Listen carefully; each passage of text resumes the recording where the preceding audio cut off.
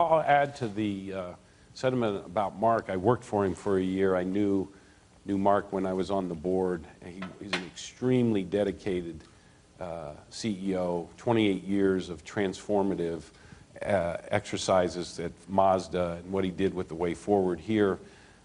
He's agreed to help me. We had a great talk last Friday, and I'm going to go to a football game with him in the future. So, we have a good relationship. But I want to go because, it's really hard to be candid with you when Bill says these nice things to talk about yourself, and I'll let you dig into any parts of that. But I want to go to the company this morning and say that, the year of being here, there's a lot of things that are going well. The company's record earnings proves that, it's able to make lots of things happen.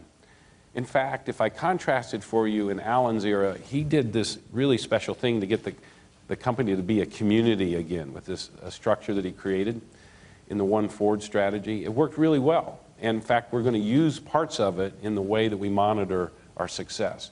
But what it doesn't do as well is it doesn't handle when there's lots of complex strategy questions. If you thought of strategy like a Rubik's Cube, that it's not just solving one side, there's lots of sides to the problem. I'm trying to design, and you'll hear about, a team that's a little closer to Bill and I that allows us to make decisions very clearly for the organization. So that'll be the first thing. The second thing is that, and this is keeping with Bill's ladder of points he made for you, is the fitness of the business is always an objective. The improved fitness, I should say. It never can relax because the world's always moving. My old football coach used to say you either get better or worse, you don't stay the same. And so many of the things you're hearing that Ford's been contemplating are in support of that, and I'm going to take all of that work and get with Bob Shanks and my team, and we're going to come back with plans to keep the fitness high. So our returns and getting our cost of capital out of every initiative is a really important notion, and it's not going to fall by the wayside given this ability that I have with Bill to see the future. And that's the third part.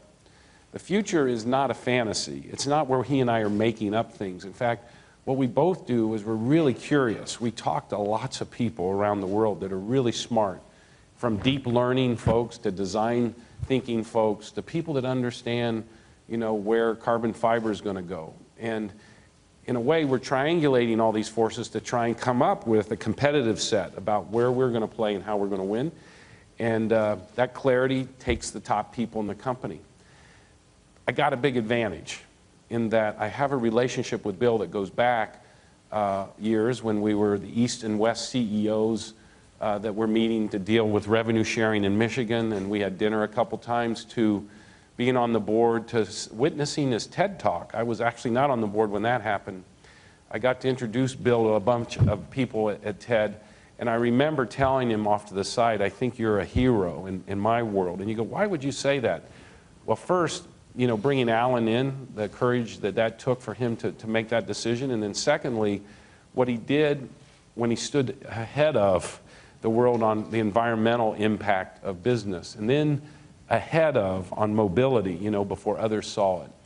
And then at TED, he said, here's his great-grandfather runs the company, starts the company, and he says, look, if we cut and paste the old model and put it all over the world, we'll kill the world. So to have that sense of humanity, the sense of capitalism, the sense of people, this is frankly the way I'm wired.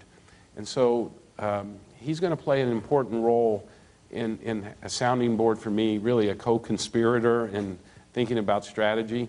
Very, very comfortable with that. And in fact, in our organizational design, I've asked him to take two things off my plate so that I can focus in areas. So just to end on this, the future is really a source of optimism for both of us. Anytime this Rubik's Cube is being turned around, you have just as much an advantage in that future as anyone else. We have a right to it.